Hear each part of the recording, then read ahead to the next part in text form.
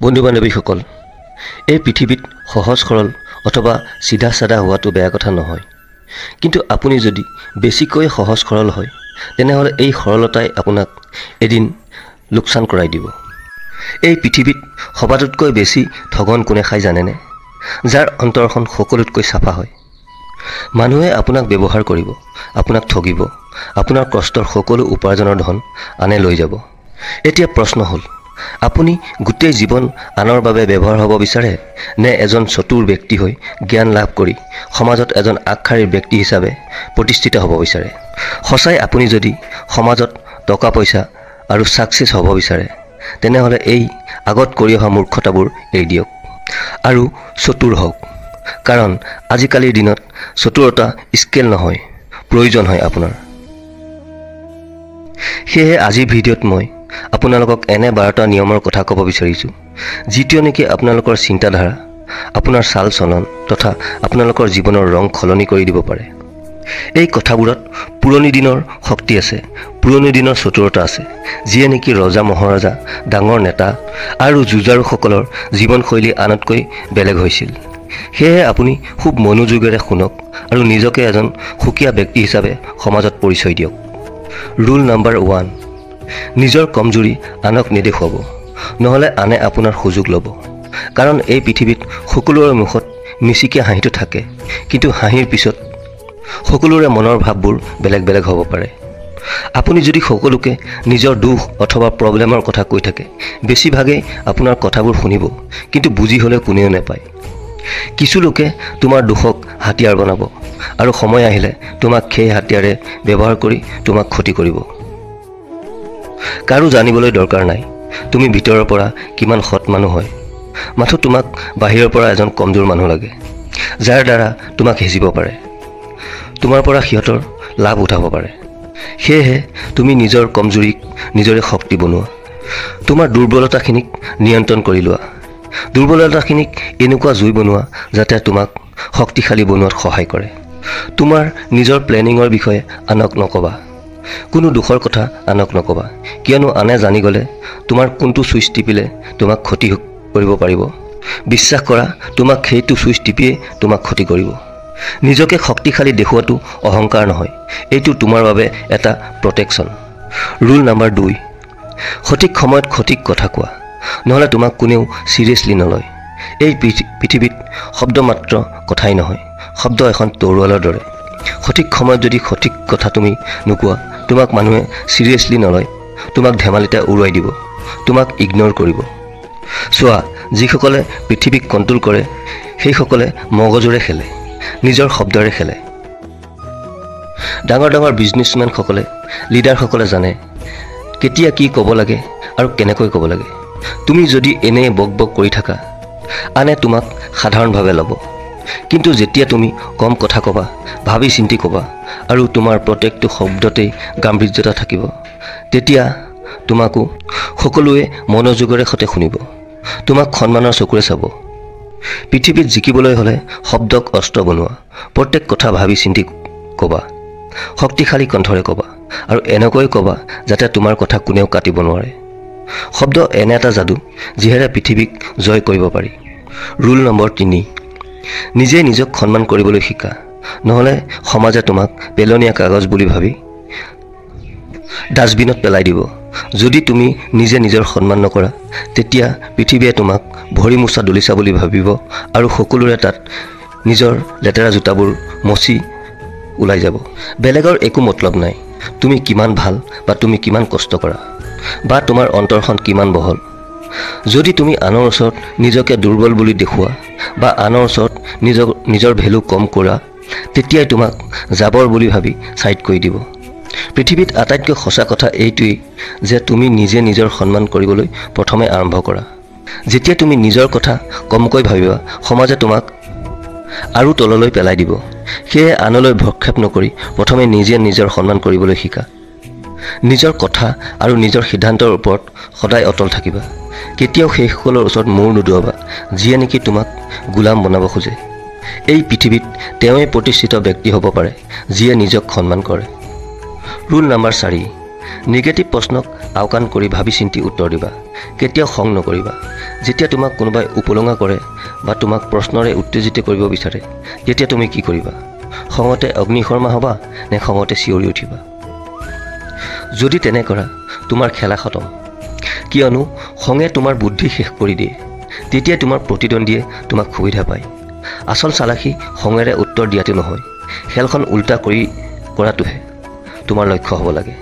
পৃথিৱীৰ ডাঙৰ ডাঙৰ লিডাৰ বা ডাঙৰ বিজনেছমেন বা এজন ছাকচেছ মানুহে নিগেটিভ প্ৰশ্নত কেতিয়াও খং নকৰে, অথচ হাঁহি মাৰি উত্তৰ দিয়ে। আৰু এনেকুৱা উত্তৰ দিয়ে সন্মুখৰজনে দ্বিতীয়বাৰ প্ৰশ্ন কৰিবলৈ সাহসেই কৰিব নোৱাৰে। খঙেৰে উত্তৰ দি যা তা কথা কৈ দিয়াজন সদায় পৰাজয় বৰণ কৰে আৰু বুদ্ধিমত্তাৰে উত্তৰ দিয়াজন বিজয়ী হয়। আৰু যিজনে ভাবি চিন্তি জ্ঞানেৰে সতে কাম কৰে তেওঁই লিডাৰ হয়।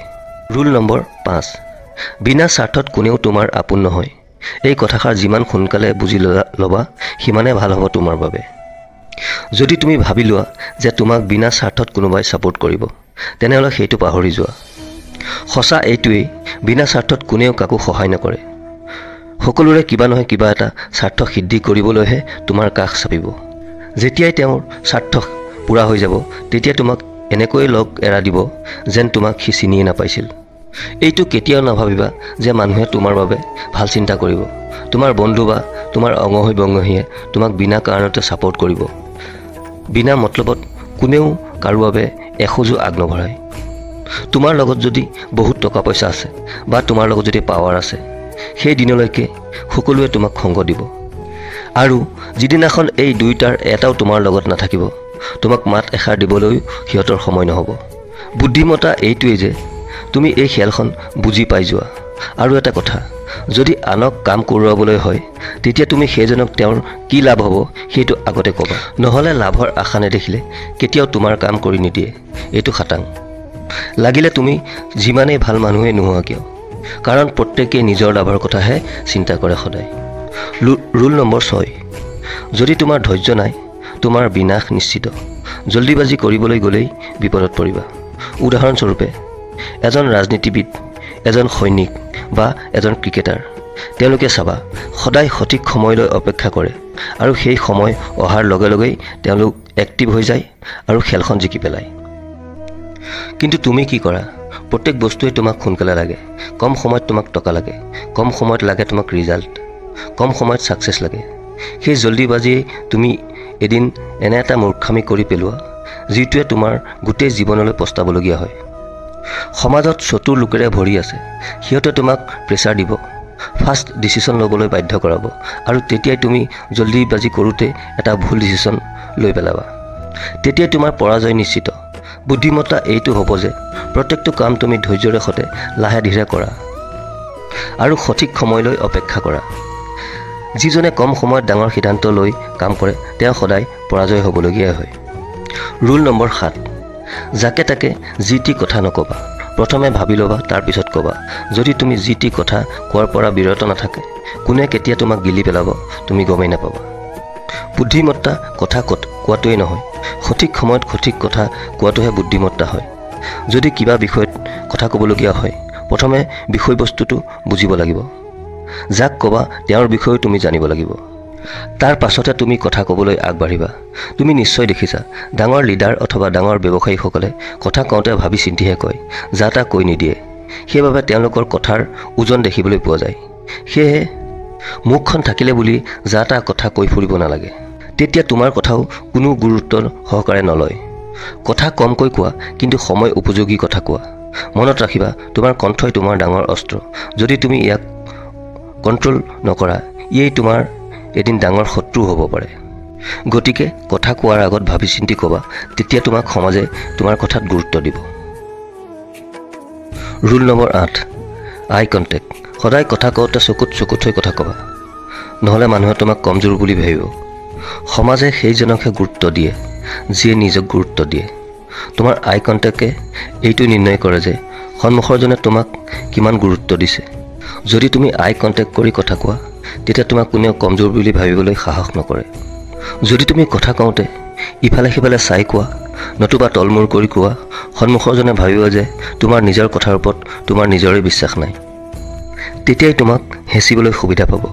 কোনোবা বিজনেছমেনেই হওক বা এজন বক্সাৰে হওক, নিজৰ আই কণ্টেক্টৰ জৰিয়তেই জিকিবলৈ সক্ষম হয়। সেয়েহে যেতিয়াই আনৰ লগত কথা পাতিবা চকুত চকুত হৈ পাতিবা। ৰুল নম্বৰ 9, যদি তুমি এজন চিধা মানুহ বা ভাল মানুহ, কাৰো লগত তুমি অন্যায় নকৰা, ইয়াৰ মানে এইটো নহয় যে তোমাক দুনিয়াই এৰি দিব। কাৰণ চিধা বাঁহডাল মানুহে আগতে কাটে আৰু সহজ সৰল মানুহ বেছিকৈ ঠগন খায়। যদি মানুহে গম পায় যে তুমি চিধা চাধা সহজ সৰল, তুমি ভয়াতুৰ, তেতিয়া মানুহে তোমাক সুযোগ ল'বলৈ আৰম্ভ কৰিব। তোমাৰ সকলো শেষ হ'ব। সেয়েহে পৃথিৱীখনে তোমাৰ সৰলতাক নাচায়, তোমাৰ ইমেজটোহে চাব। তুমি যিমানেই ভাল মানুহ নোহোৱা লাগিলে, যেতিয়া তোমাৰ সন্মুখত বেয়া মানুহ আহিব, তেতিয়া তুমি এনেকুৱা দেখুওৱা যাতে তুমি কাৰোলৈকে ভয় নকৰা। তেতিয়াহে তোমাক ভয় খুৱাবলৈ অহা মানুহজনে সাহস নকৰিব।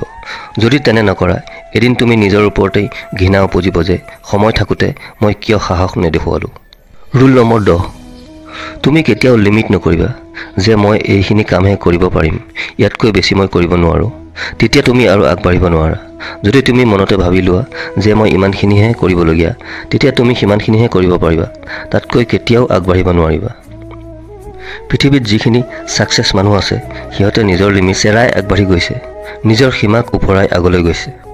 যেতিয়াই তুমি নিজৰ লিমিট পাৰ কৰি যাবা, তেতিয়াই তোমাৰ নতুন যাত্ৰা আৰম্ভ হ'ব। নতুন শক্তি আহিব।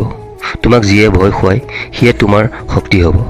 এইটো জানি লোৱা, তুমি নিজৰ সীমা অতিক্ৰম কৰা, নহ'লে দুনিয়াই তোমাক এটা বাকচত ভৰাই থ'ব।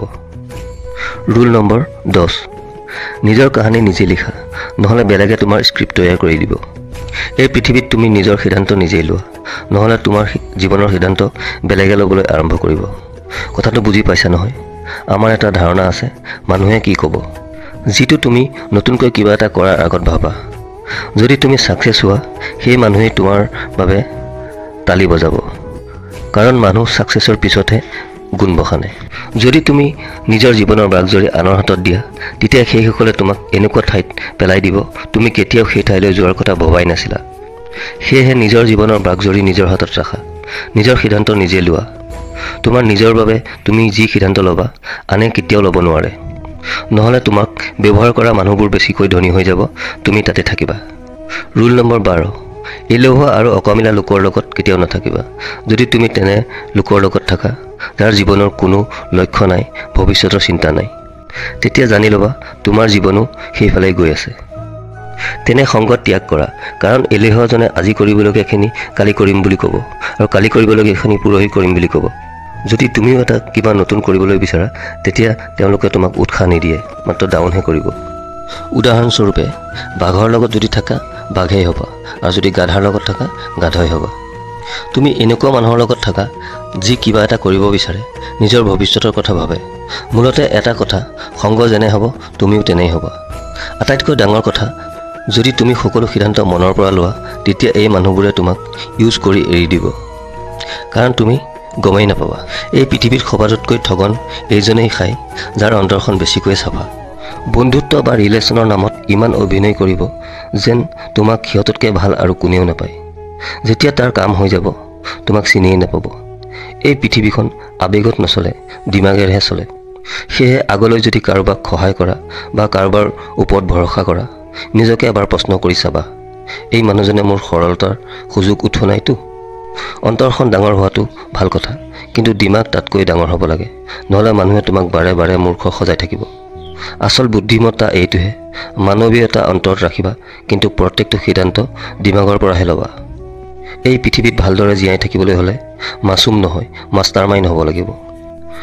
বন্ধু বান্ধৱীসকল, এই কথাখিনিৰ দ্বাৰা যদি আপোনালোকৰ কিঞ্চিত মানুহ উপকৃত হ'ব পাৰে, তেতিয়া মোৰ কষ্টসাধ্য হোৱা যেন লাগিব। আশা কৰোঁ কথাখিনি ভালে লাগিল। যদি ভাল লাগিল তেনেহ'লে ভিডিঅ'টো এটি লাইক কৰি দিব, আৰু চেনেলটো যদি প্ৰথম ভিজিট কৰিছে তেনেহ'লে চেনেলটো ছাবস্ক্ৰাইব কৰি বেল আইকনটো প্ৰেছ কৰিব, নিতৌ এনেধৰণৰ কথা শুনিবলৈ। আজিলৈ আহোঁ, ধন্যবাদ, জয় আহোঁ।